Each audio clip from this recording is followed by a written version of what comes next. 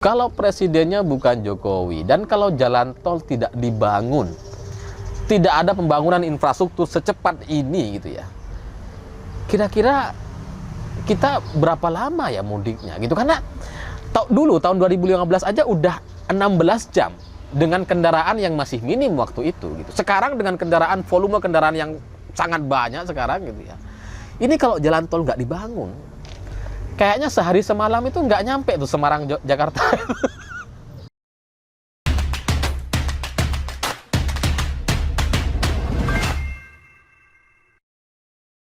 Selamat pagi semuanya. Alhamdulillah sampai juga di rumah dan bisa bikin konten lagi. Buat teman-teman yang dari kemarin nanyain, Mas Alif kemana kok nggak muncul-muncul lagi di YouTube?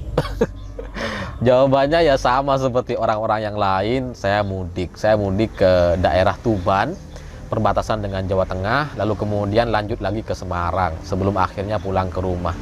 Jadi total perjalanan sekitar 1000 km lebih pulang pergi gitu. Dan ya karena nyetir sendiri kecapean gitu.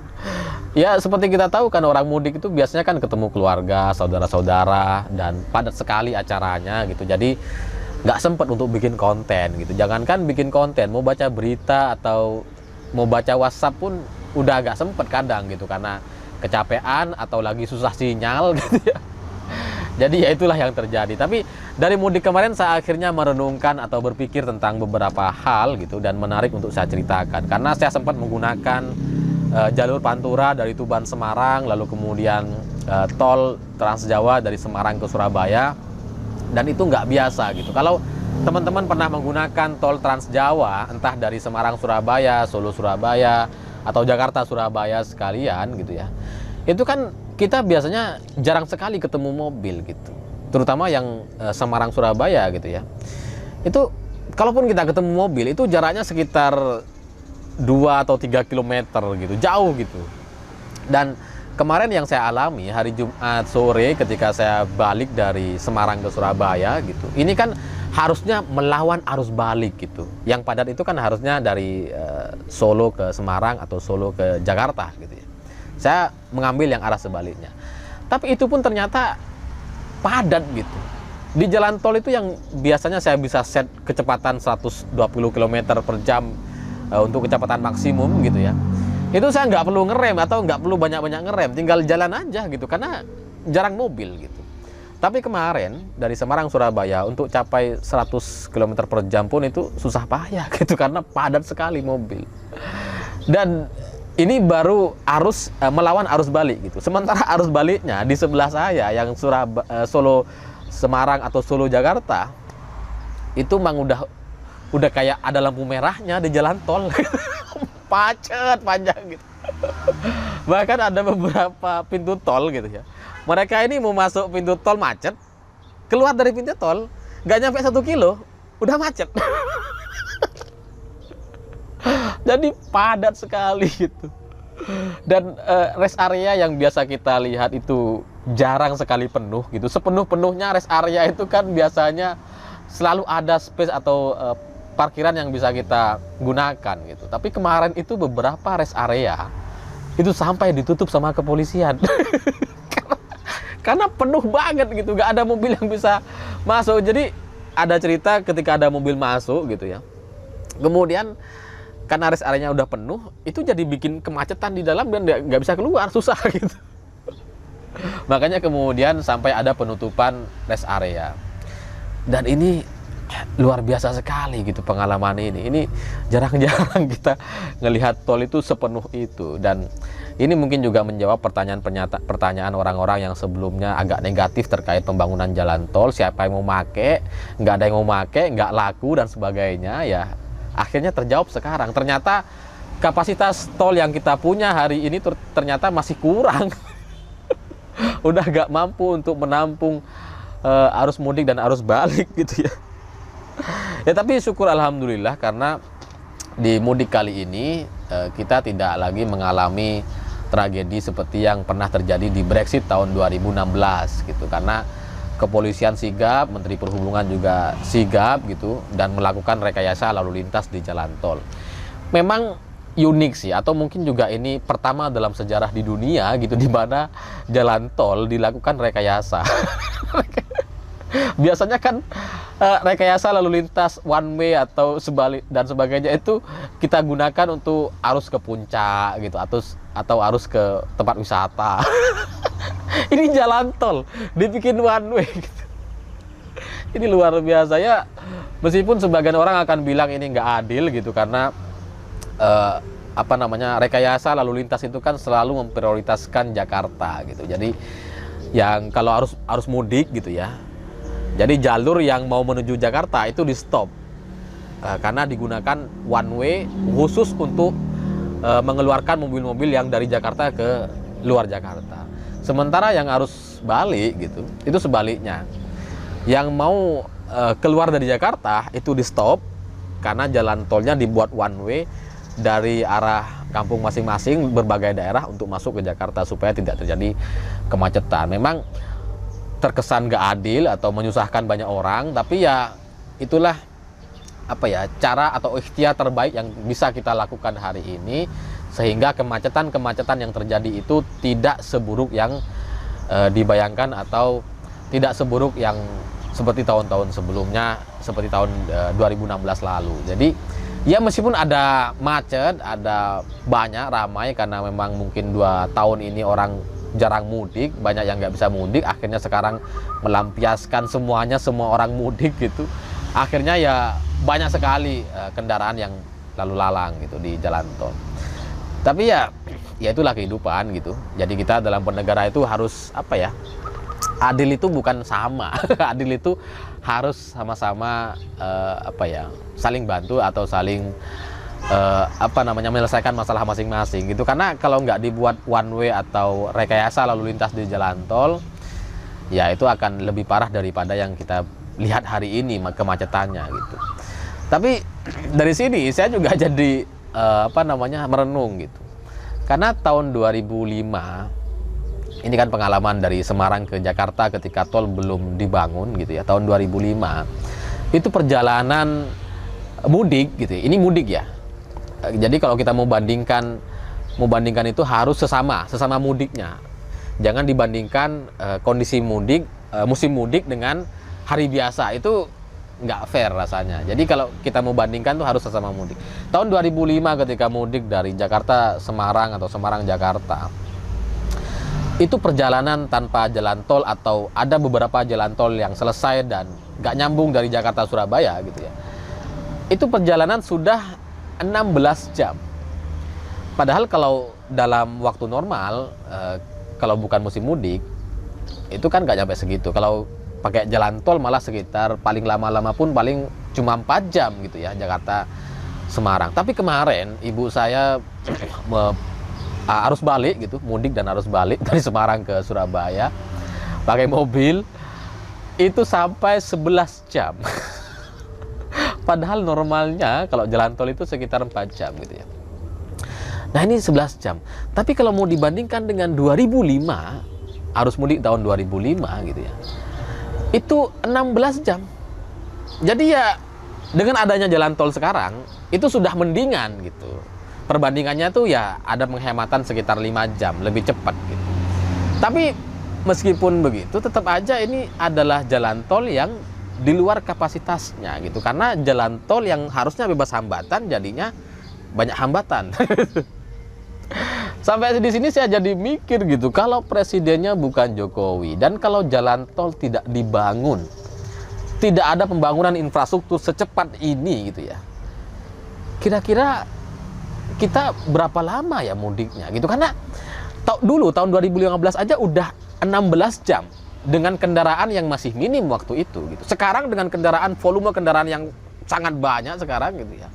Ini kalau jalan tol nggak dibangun, kayaknya sehari semalam itu nggak nyampe tuh Semarang Jakarta. 24 jam kayaknya masih ada di jalan itu kayaknya gitu. Ya kita berterima kasih kepada Presiden Jokowi dan pemerintah yang sudah membangun gitu, karena mungkin ini adalah pembangunan yang paling masif, paling banyak dilakukan oleh Presiden Indonesia sepanjang sejarah negara kita gitu.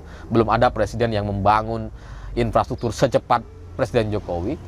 Cuma pada akhirnya ternyata secepat-cepatnya pembangunan infrastruktur yang dilakukan oleh Presiden dan jajaran pemerintahnya itu tidak sebanding dengan pertumbuhan jumlah kendaraan di masyarakat gitu. Dan ini menjadi pertanyaan tentang dua hal gitu. Apakah kondisi seperti ini itu sekedar event tahunan? Event tahunan itu maksudnya ya mudik atau libur panjang, ya akan terjadi kemacetan seperti ini. Atau ini adalah peringatan bagi kita semua, bagi negara ini, bahwa pembangunan itu harus lebih masif, harus lebih banyak dibandingkan tahun-tahun sebelumnya, karena terbukti gitu. Terbukti jumlah kendaraan di negara kita ini jauh lebih banyak dibandingkan infrastruktur yang kita punya.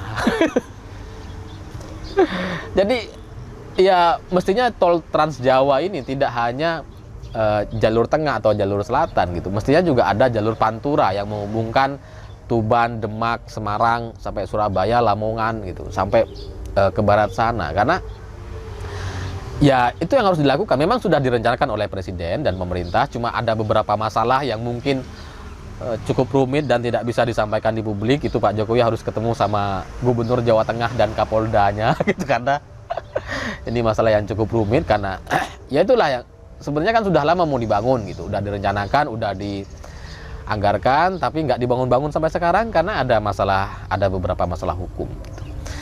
Tapi ya kembali lagi gitu, kita bersyukur pembangunan selesai, dibangun di banyak tempat, tapi ternyata tidak mampu untuk menampung kapasitas kendaraan yang bertumbuh tiap tahun begitu cepatnya. Sehingga pertanyaannya adalah, ini kalau dibiarkan gitu, ya Pulau Jawa ini jadinya nanti kalau nggak ada pembangunan, jadinya akan jadi sama seperti Jakarta gitu. Kemana-mana macet. Itu kan nggak boleh terjadi gitu. Jadi ya ini pesan kepada Presiden dan Presiden setelah ini gitu, untuk membangun infrastruktur lebih masif lagi agar kita tidak tertinggal dan tidak menjadi Jakarta gitu, tidak menjadi seperti kota Jakarta yang sudah macet baru mau dibangun, ya itu udah bikin macet tambah parah lagi. Dan karena pembangunan yang cukup masif ini gitu ya, itu membuat kita ya alhamdulillah bisa mudik. Kemudian kita juga menjadi bertanya-tanya, karena ada juga orang berpendapat bahwa kalau mudik itu harusnya nggak boleh bawa mobil, atau yang mau bawa mobil itu harus yang sudah lunas, yang kredit jangan. Ya tapi itu ya komentar-komentar lucu-lucuan aja, bukan solusi untuk permasalahan yang kita lihat hari ini gitu ya. Karena kalau saya pikir-pikir, kalau mau menggunakan transportasi massal, katanya mengandalkan transportasi massal supaya orang itu bisa beralih ke kereta cepat, ke pesawat. Cuma ternyata gitu ya, sebanyak-banyaknya maskapai atau kereta kita itu kan udah penuh semua tuh. Tiket yang kita beli gitu ya, orang ini sebenarnya gini, memang ada orang yang sengaja mau mudik pakai mobil atau kendaraan pribadi atau pakai motor. Tapi orang yang mau pakai kereta pun kan udah nggak bisa, karena tiketnya hamin berapa itu udah habis semua, udah nggak ada sisa lagi gitu. Jadi kalaupun mau menggunakan transportasi massal, ketika kembali ke daerah kita masing-masing, ke kampung halaman, itu kan nggak fleksibel gitu. Mungkin dari bandara atau stasiun adalah taksi untuk ke rumah, tapi sebaliknya dari rumah ke rumah atau dari rumah ke bandara ke stasiun kan nggak ada.